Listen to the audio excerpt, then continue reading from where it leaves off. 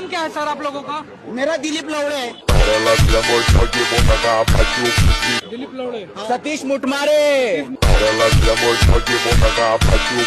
हाँ लौंडा, कैसे हो? कभी तुमने यह सोचा कि सबसे डराने वाली चीज कौन सी है? अगर कोई मुझसे पूछता है कि मुझे सबसे चीज कौन सी डराती है तो मैं यही कहूंगा, पाकिस्तानी रिपोर्टर। क्योंकि इन रिपोर्टर को सिर्फ एक ही बात जाननी होती है, बीच वाली बात। अगर इन रिपोर्टर्स के बाद कोई ये आके कह दे कि मेरी गांड मारी गई है, तब उनसे कहेंगे तो कैसे मारी गई, कहाँ मारी गई, डोगी स्टाइल में मारी गई या टांग उठा के मारी गई। बस इसी वजह से तो ये चिल जिंदगी जीते हैं। अगर किसी को अपनी दुखद जिंदगी की एक दास्तान मिल जाए इन रिपोर्टर्स को सुनाने के लिए, तो बैकग्राउंड में मरे हुए बुड्ढे का साउंड लगा देते हैं। तुम्हें तो याद ही होगा 14 अगस्त वाला सीन। इससे डरावना तो लिविंग ऑन दी एज होता है। तो फिर देरी किस बात की, अपने कानों में हैंडफ्री डाल लो और साइड पे होके बैठ जाओ। फिर स्टार्ट करते हैं रिपोर्टर्स पे। लड़का तो आपको यूज करता रहा है, उसके दोस्त वगैरह ने इस तरह की कोई उन्होंने भी हरकत की थी। बस इसी चीज को जान के तो इन्हें खुशी मिलती है। इनको जानना होता है कि कौन किसके साथ सेक्स कर रहा है। बता दें, सच बता दें, एक आधी बार लाइफ में।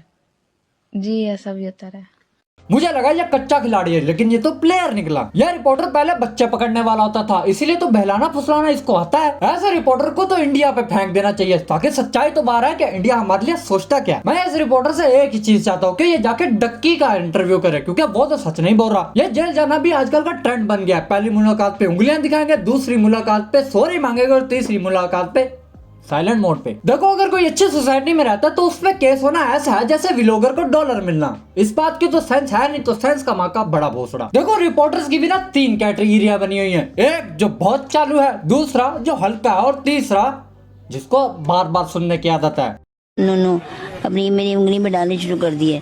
उसको ये पता है मैं सोई हूँ, बड़े कंबल नहीं है। उंगली क्यों डालनी शुरू कर दी थी? नो डालनी शुरू कर दी मैं अपनी।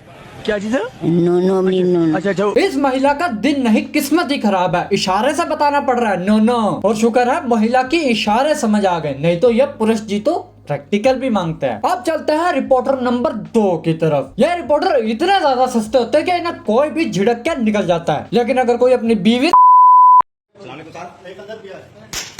ये रिपोर्टर अपनी फील्ड में इस कदर घुस जाते हैं कि इनका मुंह भी माइक की तरह बन जाता है। ये रिपोर्टर्स बहुत क्रिएटिव होते हैं। अगर किसी को पता चल जाए ना कि किसी की शादी हुई है, वो भी 2 बार, उसका इंटरव्यू लेने यही तो जाएंगे। अगर किसी का बच्चा बीमार हो जाता है तब भी यही तो जाएंगे। अगर किसी लैला मजनू की स्टोरी लीक हो जाती है तब भी यही तो जाएंगे। एक रिपोर्टर ने अपने कैमरामैन से क्या बोला, छुट्टी तो हो ही गई है, अब चलते हैं रेड लाइट एरिया, काम भी मिल जाएगा, मजे भी मिल जाएंगे। नहीं साला, मुझे यह समझ नहीं आती कौन सा रिपोर्टर रेड लाइट एरिया में इंटरव्यू के लिए जाता है, और फिर उन रेड लाइट का इंटरव्यू टीवी पे दिखाने की क्या जरूरत है। जिन लोगों को रेड लाइट एरिया के बारे में पता नहीं होता, वो इनकी वीडियो देख के वहाँ पे पहुंच जाते। यार वो रोज का मैसेज आ रहा है रेड लाइट वाली। तो घर में कभी हमारा मैं भूखी सोती हूँ, कभी खाने को भी नहीं कुछ होता। घर में खाने के लिए कुछ नहीं होता, लेकिन मुंह पे मेकअप लगा रखा है। घर में खाने के लिए कुछ नहीं होता, लेकिन घर में चद्दरें बिछाई रखी हैं। इस तरह की गरीबी तो फुटपाथ पे सोने वाला हर नशा ही चाहता है। इस तरह की चोमू आंटियां बस ये सोचती है कि मुंह रखता रहे, खाने का क्या है, खाते रहेंगे। क्या करने के लिए बोलती थी वो आपको? सलवार ला के कैंची से चटो, शर्म का चटाती रही। मेरे पास आ इंटरव्यू लेने, मेरे पास भेजो इसे। यह दादू भी यही सोच रहा है, बच्चा तो नादान है, उसे बातें बतानी नहीं आती, तो मेरे पास आ जाना पूछने के लिए। लेकिन चाचा एक शर्त रखता है, कैमरा रोक के और माइक ठोक के इंटरव्यू देगा। दोनों वाइफ्स जो हैं वो घर सोती रहती हैं 10 बजे तक। ठीक है, वो भी आपस में जफ्फियां डालकर। ठीक है, ये देखें शिकवा कर रहे हैं। नहीं शिकवा नहीं कर रहे, सही कह है। इसे मोहब्बत नहीं, इसे लेस्बियन होना कहते हैं। जब वो दोनों एक दूसरे को जब भी दे रही होती है, या वहाँ पे बैठ के हिला रहा होता है। लोंडा भी सही सोचता है, कुछ तो करना नहीं पड़ेगा, दोनों आपस में ही एक दूसरे के साथ लगी रहेंगी। इन दोनों लड़कियों को इकट्ठा देख के सबसे ज्यादा इस एंकर की जल रही है। अब कहानियां खुल ही गई हैं, तो कहानी का एक विक्टिम पत्ता भी खोल ही देते हैं। यह विक्टिम पत्ता बहुत पावरफुल होता है। इस पत्ते के अंदर एक ही चीज होती है, कुछ नहीं किया मैंने। जिसको ये 2 दिन पहले बोरी में भरना चाहता था, उसी के साथ उससे 2 दिन पहले जफ्फे डाल के फिर रही थी। अब समझे विक्टिम कार्ड किसे कहते हैं। मुझे इस तेंदुए की समझ नहीं आती, पसंद करने के लिए यही आंटी मिली थी इसे। अगर ये रिपोर्टर्स की वीडियो देख लेता तो इससे ज्यादा खूबसूरत लड़कियां तो रेड लाइट पे होती हैं।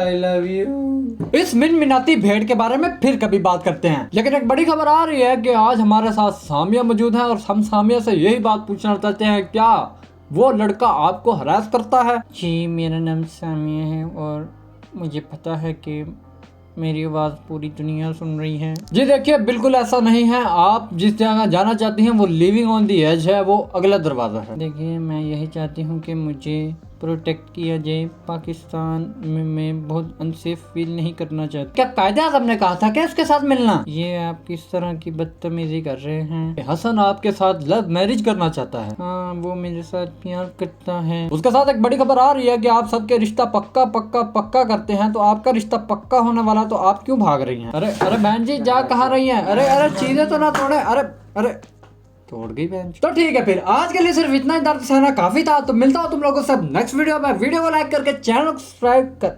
सब्सक्राइब करते जाना। अब तब तक के लिए मैं भी चलता हूँ, मुझे भी माइक पकड़ के लोगों से इंटरव्यू लेने हैं। तो सर, आपको क्या दिक्कत है? मैं चल नहीं सकता। तो फिर रेंगना शुरू कर देना। मुझे दो नुस्खे सुर्दगी के, मेरे पास बचने के दो तरीके हैं। भोसड़ी के हम सो क्रिएटिव, मैं सो के उठा तो सो क्रिएटिव। फोन पे मेरे प्लेट होगी बेटी, Aristotle कॉल वेटिंग पे, far is got motivating, that's so amazing, I am so grateful.